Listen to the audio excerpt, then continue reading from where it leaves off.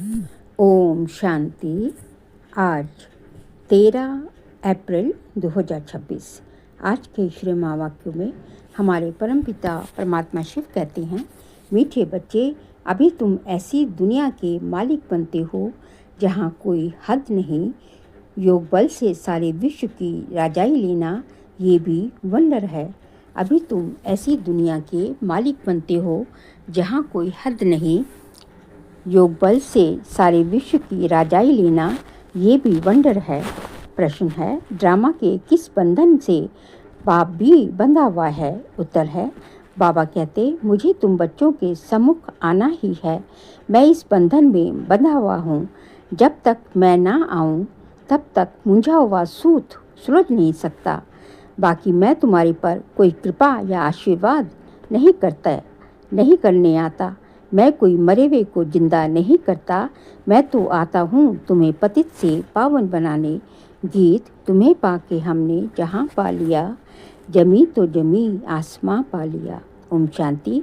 गीत के अक्षर सुन करके तुम बच्चों के रोमांच खड़े हो जाने चाहिए, क्योंकि सम्मुख बैठे हैं सारी दुनिया में भले कितने भी विद्वान पंडित आचार्य हैं, कोई भी मनुष्य मात्र को ये पता नहीं कि बेहद का बाप हर 5000 वर्ष के बाद आते हैं।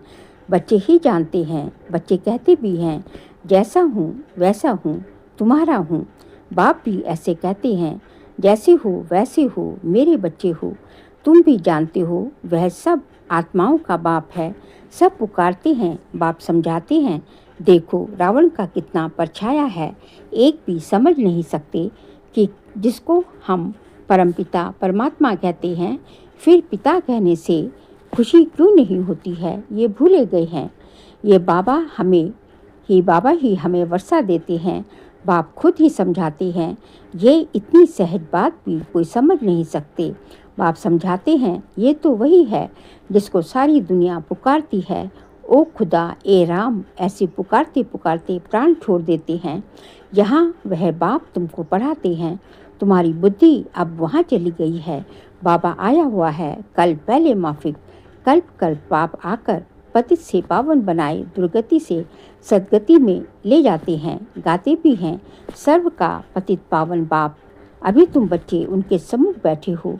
तुम हो मोस्ट बिलवेड स्वीट चिल्ड्रन। भारतवासियों की ही बात है। बाप भी भारत में ही जन्म लेते हैं। बाप कहते हैं, मैं भारत में जन्म लेता हूँ तो जरूर वही प्यारे लगेंगे। याद भी सब उनको करते हैं जो जिस धर्म के हैं। वे अपने धर्म स्थापक को याद करते हैं। भारतवासी ही नहीं जानते कि हम आदि सनातन धर्म के थे। बाबा समझाते हैं, भारत ही प्राचीन देश है तो कह देते, कौन कहते हैं कि भारत ही सिर्फ था। अनेक बातें सुनते हैं। कोई क्या कहेंगे, कोई कहते हैं, कौन कहता है कि गीता शिव परमात्मा ने ही गाई है। श्री कृष्ण भी तो परमात्मा था, उसने गाई। परमात्मा सर्वव्यापी है, उनका ही सारा खेल है। भगवान के ये सब रूप हैं। भगवान ही अनेक रूप धर लीला करते हैं। भगवान जो चाहे सो कर सकते हैं। अभी तुम बच्चे जानते हो माया भी कितनी प्रबल है। आज कहते हैं, बाबा हम वर्षा जरूर लेंगे, नर से नारायण बनेंगे, कल होंगे नहीं। तुम जानते भी हो कितने चले गए, फारगती दे दी।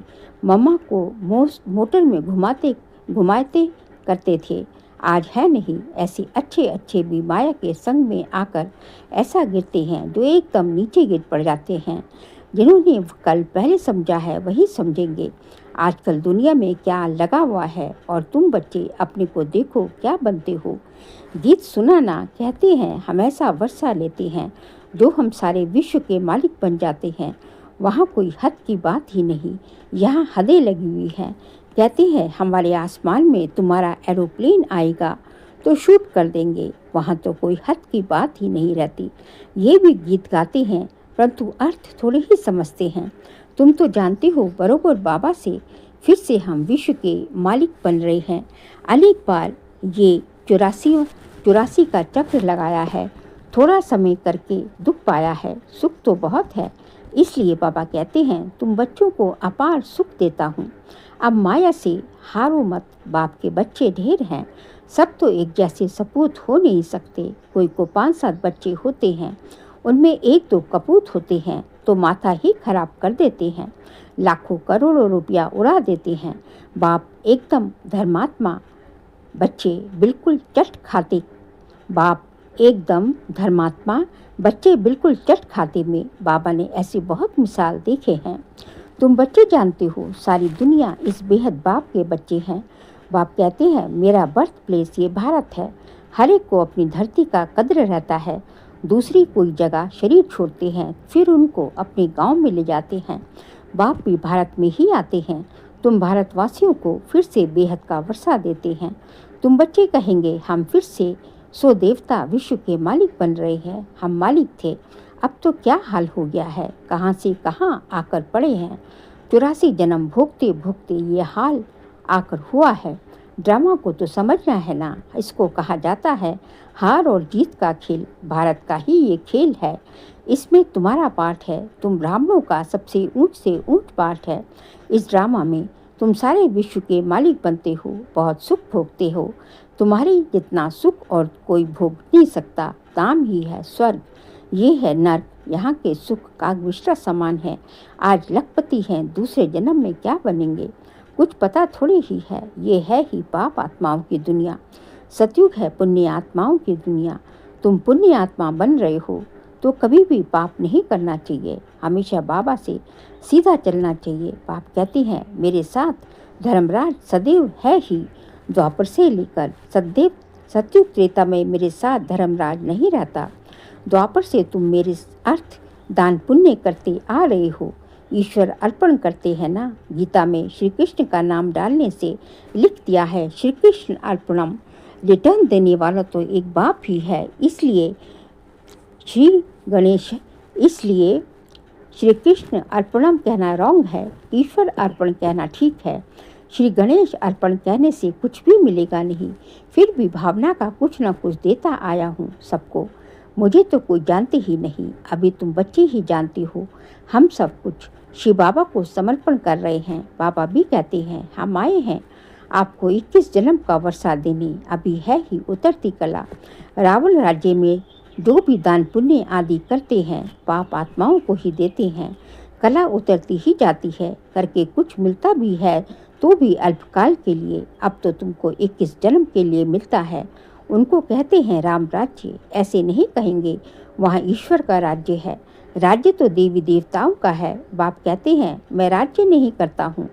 तुम्हारा जो आदि सनातन देवी देवता धर्म था, जो अब प्रायलोप है, सो अभी फिर से स्थापन हो रहा है। बाप तो कल्याणकारी है ही। उनको कहा जाता है सच्चा बाबा। तुमको सच नॉलेज दे रहे हैं अपनी और रचना के आदि मध्य अंत की। बाबा तुमको बेहद की हिस्ट्री ज्योग्राफी सुनाते हैं। कितनी जबरदस्त कमाई है। तुम चक्रवर्ती राजा बनते हो, उन्होंने फिर वह हिंसा का चक्र दे दिया है। असल ये है ज्ञान का चक्र, परंतु ये ज्ञान तो प्रायलोप हो जाता है। तुम्हारे ये मुख्य चित्र हैं, एक तरफ त्रिमूर्ति, दूसरी तरफ झाड़ और चक्र।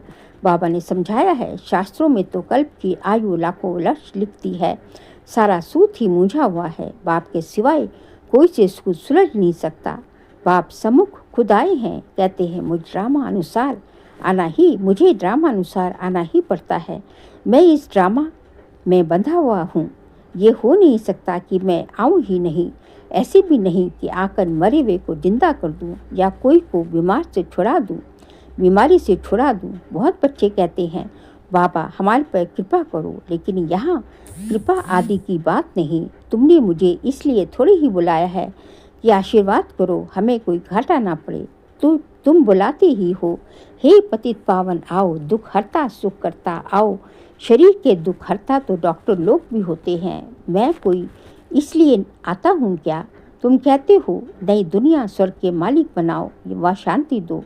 ऐसे नहीं कहते कि हमको बीमारी से आकर अच्छा करो, हमेशा के लिए शांति व मुक्ति तो मिल न सके, पार तो बजाना ही है। जो पीछे आते हैं उनको शांति कितनी मिलती है, अभी तक आते रहते हैं। इतना समय तो शांति धाम में रहना। ड्रामा अनुसार जिसका पाठ है वही आएंगे, पाठ बदल नहीं सकता। बाबा समझाते हैं शांति धाम में तो बहुत बहुत आत्माएं रहती हैं जो पिछाड़ी में आती हैं। ये ड्रामा बना हुआ है। पिछाड़ी वालों को पिछाड़ी में ही आना होता है। ये झाड़ बना हुआ है, ये चित्र आदि जो बनाए हैं सब तुमको समझाना है। और भी चित्र निकलते रहेंगे, कल पहले मिसल ही निकलेंगे। 84 का विस्तार झाड़ में भी है, ड्रामा चक्र में भी है, अब फिर सीढ़ी निकाली है। मनुष्य तो कुछ भी जानते नहीं, बिल्कुल ही जैसे बुद्धू हैं। अब तुम बच्चों की बुद्धि में है परमपिता परमात्मा, जो ज्ञान का सागर, शांति का सागर है, वे हमको इस तन द्वारा पढ़ा रहे हैं। बाप कहते हैं, मैं आता ही उनमें हूँ जो पहले पहले विश्व का मालिक था। तुम भी जानते हो बरोबर, हम भी ब्रह्मा द्वारा ब्राह्मण बनते हैं। गीता में तो ये बातें हैं नहीं। बाप कहते हैं, ये खुद ही नारायण की पूजा करने वाला था। ट्रेन में भी मुसाफरी करते गीता पढ़ते थे। मनुष्य समझेंगे ये तो बड़ा धर्मात्मा है, अभी वह सब बातें भूलते जाते हैं। फिर भी इसने गीता आदि पढ़ी है ना। बाबा कहते हैं, मैं ये सब जानता हूँ। अभी तुम ये विचार करो कि हम किसके आगे बैठे हैं, जिससे विश्व के मालिक बनते हो, फिर उनको घड़ी घड़ी भूल क्यों जाते हो। बाप कहते हैं, तुमको 16 घंटा फ्री देता हूँ, बाकी अपनी सर्विस करो। अपनी सर्विस करते हो गोया विश्व की सर्विस करते हो। इतना पुरुषार्थ करो जो कर्म करते कम से कम 8 घंटा बाप को याद करो। अभी सारे दिन में 8 घंटा याद कर नहीं सकते। वह अवस्था जब होगी तब समझे कि ये बहुत सर्विस करते हैं। ऐसे मत समझो हम बहुत सर्विस करते हैं, भाषण बहुत फर्स्ट क्लास करते हैं, परंतु योग बिल्कुल नहीं है। योग की यात्रा ही मुख्य है। बाप कहते हैं, सिर पर विकर्मों का बोझ बहुत है, इसलिए सवेरे उठकर बाप को याद करो। 2 से 5 तक है फर्स्ट क्लास वायुमंडल। आत्मा रात को आत्म अभिमानी बन जाती है, जिसको नींद कहा जाता है। इसलिए बाप कहते हैं, जितना हो सके बाप को याद करो। अब बाप कहते हैं, मन मना भव, ये है चढ़ती कला का मंत्र। अच्छा, मीठे मीठे सिकिल दे बच्चों प्रति माता पिता बाप दादा का याद प्यार और गुड मॉर्निंग। रूहानी बाप की रूहानी बच्चों को नमस्ते। हम रूहानी बच्चों की रूहानी बाप दादा को नमस्ते नमस्ते, गुड मॉर्निंग, शुक्रिया बाबा शुक्रिया। सार के लिए पहुँचे, बाप से सीधा और सच्चा होकर चलना है। कल्याणकारी बाप के बच्चे हैं, इसलिए सर्व का कल्याण करना है, सपूत बनना है। सेकंड पॉइंट, कर्म करते भी कम से कम 8 घंटा याद में जरूर रहना है। याद ही मुख्य है, इससे ही विकर्मों का बोझा उतारना है। इससे ही विकर्मों का बोझा उतारना है। आज का बाबा का वरदान है, दाता बन हर सेकंड हर संकल्प में, दान देने वाले उदार चित्त महादानी भव। दाता बन हर सेकंड हर संकल्प में, दान देने वाले उदार चित्त महादानी भव। आप दाता के बच्चे लेने वाले नहीं, लेकिन देने वाले हो। हर सेकंड हर संकल्प में देना है। जब ऐसे दाता बन जाएंगे तब कहेंगे उदार चित्त महादानी। ऐसे महादानी बनने से महान शक्ति की प्राप्ति स्वतः होती है, लेकिन देने के लिए स्वयं का भंडारा भरपूर चाहिए। जो लेना था वह सब कुछ ले लिया, बाकी रह गया देना, तो देते जाओ, देने से और भी भंडारा भरता जाएगा। स्लोगन है, हर सब्जेक्ट में फुल मार्क्स जमा करनी है तो गंभीरता का गुण धारण करो। हर सब्जेक्ट में फुल मार्क्स जमा करनी है तो गंभीरता का गुण धारण करो। बाबा कहते हैं कि हर सब्जेक्ट में यदि आपको पास होना है, अच्छे मार्क्स से पास होना है, तो गंभीरता का गुण क्या है, गंभीरता का गुण धारण करो। गंभीरता एक बहुत ही विशेष गुण है जो कि और गुणों को विश्वज्य है, अपने साथ खींच लेता है। फिर अप्रैल मास का अव्यक्त इशारे का सब्जेक्ट है, महान बनने के लिए मधुरता और नम्रता का गुण धारण करो। आज का पॉइंट है, नम्रचित आत्मा सहज ही सुखदाता बन सकती है, लेकिन अभिमान नम्रचित बनने नहीं देता। नम्रचित नहीं तो सेवा ही नहीं सकते, सेवा हो नहीं सकती। सेवाधारी की विशेषता सदा नम्रचित स्वयं झुका हुआ होगा, तब औरों को झुका सकेगा। जितना नम्रचित होंगे उतना जितना नम्रचित होंगे उतना निर्माण करेंगे। जहाँ निर्माणता होगी वहाँ रूप नहीं होगा। रूहानियत होगी। जैसे बाप कितना नम्रचित बनकर आते हैं, ऐसे फॉलो फादर। अच्छा, ओम शांति।